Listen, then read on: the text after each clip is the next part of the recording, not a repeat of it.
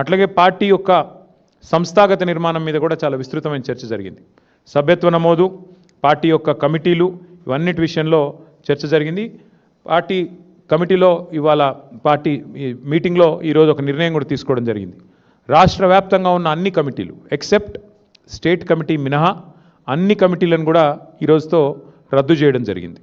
ఎందుకు అంటే కొత్త కమిటీలు వేసుకోవాలి, మెంబర్షిప్ వేయాలి, కాబట్టి దానికి మార్గం సుగమం చేయడానికి అన్ని కమిటీలను కూడా రద్దు చేస్తూ నిర్ణయం తీసుకోవడం జరిగింది. అంటే గ్రామ కమిటీ నుంచి మొదలు పెడితే అన్ని కమిటీలు, జిల్లా కమిటీ దాకా అన్ని కమిటీలను కూడా రద్దు చేయడం జరిగింది. కేవలం ఒక స్టేట్ కమిటీ మాత్రమే ఫంక్షనల్గా ఉంటుంది. ఆ స్టేట్ కమిటీ ఆధ్వర్యంలో మెంబర్షిప్ కార్యక్రమానికి పోతాం. రాష్ట్ర వ్యాప్తంగా మరి ఈ మెంబర్షిప్ కార్యక్రమాన్ని కూడా రెండు మార్గాల్లో చేస్తాం. ఆన్లైన్ మరియు ఆఫ్లైన్. అంటే ఆన్లైన్ అంటే డిజిటల్ మోడ్లో, ఆఫ్లైన్ అంటే మరి పుస్తకాల ద్వారా, మెంబర్షిప్ పుస్తకాల ద్వారా 2 మార్గాలుగా తప్పకుండా చేస్తాము. మా ఆలోచనల్లో ఒకటే, రాశి కంటే వాసి ముఖ్యం.